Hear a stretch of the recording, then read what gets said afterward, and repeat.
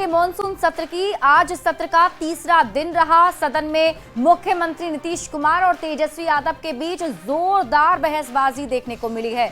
नेता प्रतिपक्ष तेजस्वी यादव ने एसआईआर को अलोकतांत्रिक बताया है। तेजस्वी यादव ने विधानसभा में कहा कि निर्वाचन आयोग का काम निष्पक्ष चुनाव कराना है, न कि नागरिकता साबित करना है। इस पर मुख्यमंत्री नीतीश कुमार ने बोलते हुए लालू प्रसाद और राबड़ी देवी सरकार की खामियां गिनाई। सीएम नीतीश कुमार ने कहा कि अपने माता पिता का कार्यकाल तेजस्वी यादव देखें।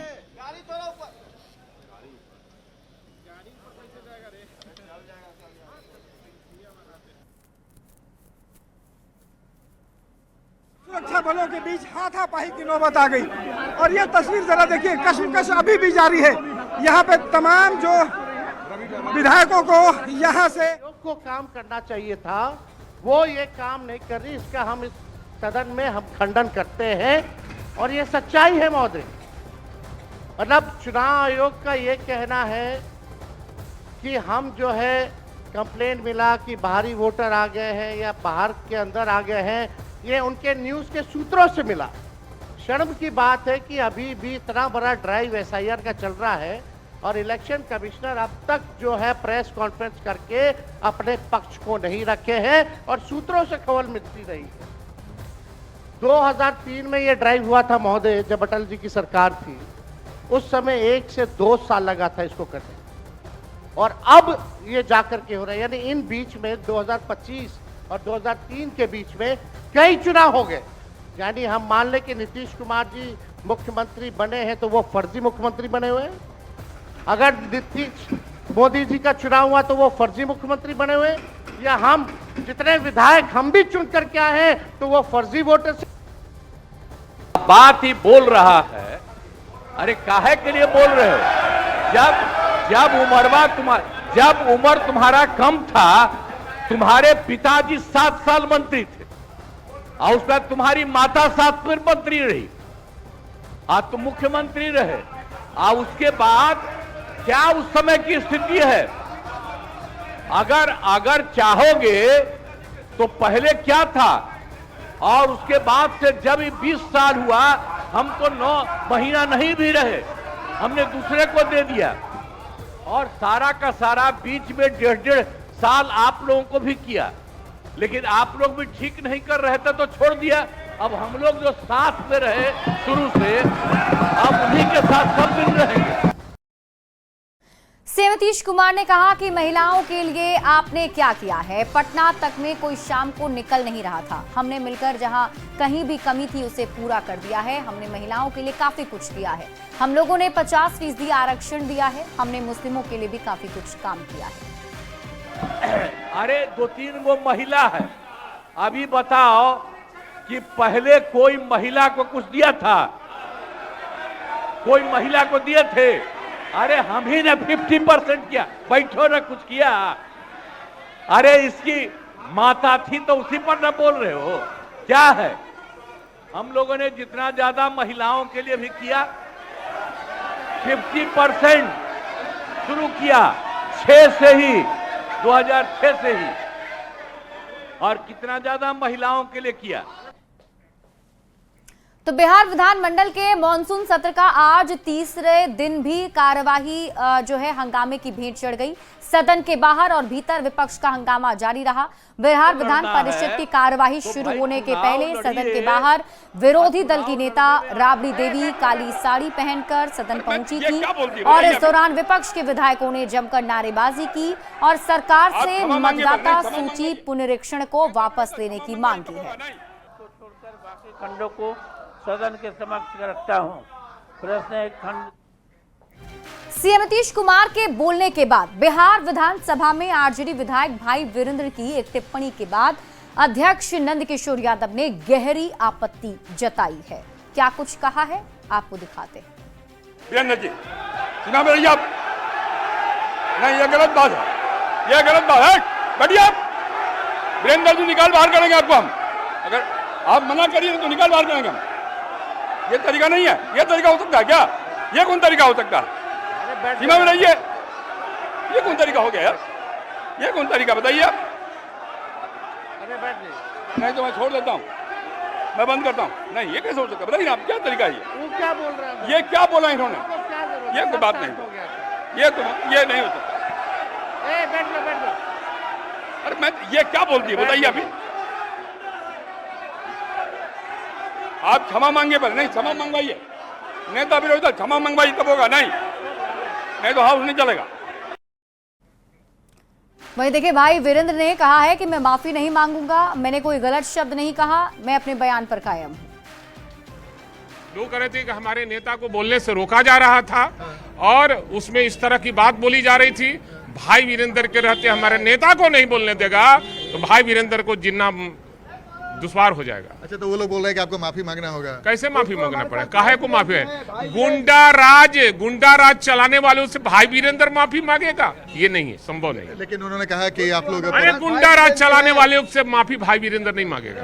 लेकिन वो लोग कह रहे कि आप नहीं मांगेंगे। इंसान का पैर पकड़ लूंगा, गुंडे लोग का राज है, उसका माफी नहीं मांगेगा। सदन कार्रवाई खत्म भी होगी तो उसके बाद भी आप में और 2 मंत्रियों में भसाभसी हो रही थी।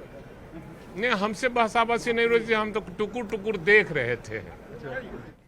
नेता प्रतिपक्ष तेजस्वी यादव ने भाई वीरेंद्र का बचाव किया है। उन्होंने किसी का नाम थोड़ी लिया, जो उन्होंने कहा उसमें कोई गलती नहीं थी।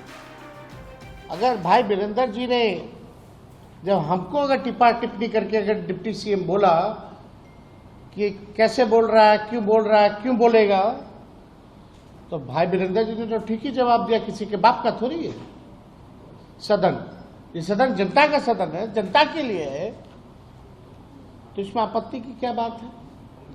उनका नाम तो नहीं लिया इन्होंने, ना उनके पिताजी का नाम लिया। तो जो इन्होंने कहा उसमें कोई गलती नहीं थी। नेता विरोधी दल बोल रहा है, अध्यक्ष महोदय समय दे रहे हैं, तो who is he to speak? वहीं डिप्टी सीएम विजय सिन्हा ने कहा कि विधानसभा में जिस भाषा का प्रयोग किया गया वो सही नहीं है। ये 90 का दशक नहीं है। एसआईआर पर लोगों को विपक्ष भड़का रहा है। भूल गए हैं कि ये 90 का दशक नहीं है, जनता को भरमाने का, एसआईआर पर लोगों को बरगलाने का ये बयानबाजी कर रहे हैं, संवैधानिक संस्था का अपमान कर रहे हैं। लोकतंत्र में इनको विश्वास नहीं है। मुख्यमंत्री ने तो साफ कहा कि 2 दिन के बाद सदन खत्म होगा, चुनाव में जाइए, जनता मालिक है, जिसको जनता आशीर्वाद देगा आइए, उसका ये विरोध कर रहे हैं। और जिसका बाप का है, ये शब्द का उपयोग पर हमने कहा कि माफी मांगिए। ये माफी नहीं मांगना, ये जंगल राज वाले लोग गुंडा राज का प्रदर्शन सदन के अंदर और सदन के बाहर कर रहे हैं। तेजस्वी यादव ने सदन में उन्हें बोलने से रोकने पर डिप्टी सीएम विजय सिन्हा पर तंज कसा है। उन्होंने कहा कि सदन में अगर विपक्ष नहीं बोलेगा और अपनी बात नहीं रखेगा तो कौन बोलेगा? हम तो अनुमति से बोल रहे थे, लेकिन डिप्टी सीएम का कमेंट आता है जो विजय सिन्हा है, जिनको कुछ आता जाता नहीं है, बकवास करने में दिलचस्पी रहती है, हाईलाइट कैसे रहे, कैमरे के सामने बस कैसे बने रहे, खबरों में कैसे रहे, दिन भर उनका काम इसी पर है। और उनका बयान आता है कि यही बोलता रहेगा, खैली कितना बोलेगा, क्यों बोलने दिया जा रहा है। इस तरह का बयान कितना अमर्यादित है। सदन में अगर विपक्ष का नेता नहीं बोलेगा तो बोलेगा कौन? विधानसभा के मॉनसून सत्र के तीसरे दिन विपक्ष ने सदन में एसआईआर का मुद्दा उठाया। बिहार के नेता प्रतिपक्ष तेजस्वी यादव ने इस दौरान विपक्ष की सभी बातों को सदन में रखा है। एसआईआर पर जो है चर्चा जो है कराई जाए। और कल भी हम लोग जो है स्पीकर महोदय से बाहर भी मिले, हम लोग सदन के अंदर मिले और अपना प्रस्ताव को पूरे विपक्ष के लोगों ने रखा। और आज हमको उन्हीं की अनुमति से आज सदन में बोलने का मौका मिला। हम लोगों ने अपनी बात को रखा एसआईआर को लेकर के, चाहे टाइमिंग का सवाल हो या डॉक्यूमेंट का सवाल हो, या जो बिहार के लोग जो पलायन करके दूसरे राज कमाने खाने गए हैं उनकी जहाँ तक बात हो, या जो इलेक्शन कमीशन का कल लगभग 55 लाख लोगों का उन्होंने अनुपस्थित पाया, या सुप्रीम कोर्ट में जो इलेक्शन कमीशन ने हलफनामा जो दिया, उसको लेकर के हम चर्चा कर रहे थे, अपनी बात को रख रहे थे। तो एसआईआर के मुद्दे पर पटना से दिल्ली तक मचे हंगामे को लेकर केंद्रीय मंत्री जितन राम मांझी ने विपक्ष पर पलटवार करते हुए कहा है कि विपक्ष का रुख तर्क संगत नहीं है। बिहार में उन लोगों ने अपना चरित्र दिखाया, यही चरित्र उनका हमेशा से रहा है। देखिए, हम व्यक्तिगत रूप में भी कहते हैं और ऐसा लगता भी है, कोई भी तर्क संगत उन लोगों का विरोध नहीं है।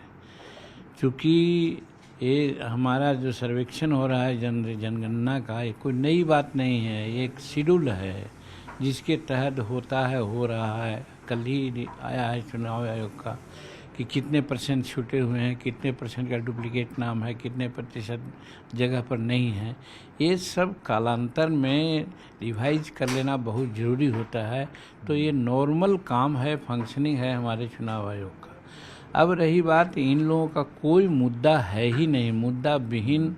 ऐसा हम 40 साल से राजनीति कर रहे हैं, लेकिन ऐसा मुद्दा विहीन विपक्ष को कभी नहीं देखा था। और जहाँ तक बिहार की बात है, तो बिहार में तो अपना चरित्र उन लोगों ने दिखलाया है। उन लोगों का वही चरित्र है जो दिखलाया उन्होंने। केंद्रीय मंत्री चिराग पासवान ने एसआईआर को लेकर कहा है कि मुझे समझ नहीं आता कि विपक्ष चाहता क्या है। लोकसभा चुनाव के बाद यही लोग चुनाव आयोग के पास शिकायत करने गए थे।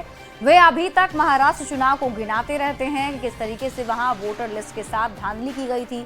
डुप्लीकेसी ऑफ वोट का ये लोग बार बार जिक्र करते हैं। जब इनकी ये शिकायत रही है और उसको मानते हुए चुनाव आयोग ने इस प्रक्रिया का इस्तेमाल किया है। हकीकत यह है कि विपक्ष जानता है कि वो चुनाव नहीं जीतेंगे, तो पहले वो ईवीएम पर ठिकरा फोड़ा करते थे और अब वोटर लिस्ट को बहाना बनाया जा रहा है। कि ऑपोजिशन चाहता क्या है? आप जब बार बार शिकायत करते हैं, क्या ये बात सही नहीं है कि लोकसभा चुनाव के बाद आप ही लोग गए थे चुनाव आयोग के पास शिकायत करने? महाराष्ट्र चुनाव को अभी तक ये लोग गिनाते रहते हैं कि किस तरीके से वहां पे वोटर लिस्ट के साथ धांधली की गई। ड्यूप्लीकेसी ऑफ द वोट का बार बार ये लोग जिक्र करते हैं। तो जब आपकी ये शिकायत रही है और उस शिकायत को मानते हुए चुनाव आयोग ने इस प्रक्रिया का इस्तेमाल किया है, जहां पे एक इंटेंसिव रिव्यू किया जा रहा है, जिसके माध्यम से इस बात को सुनिश्चित किया जाए कि जो वोटर है, जो अधिकृत व्यक्ति है, सिर्फ वही मतदान का इस्तेमाल करे। और यार रुक एक छोटे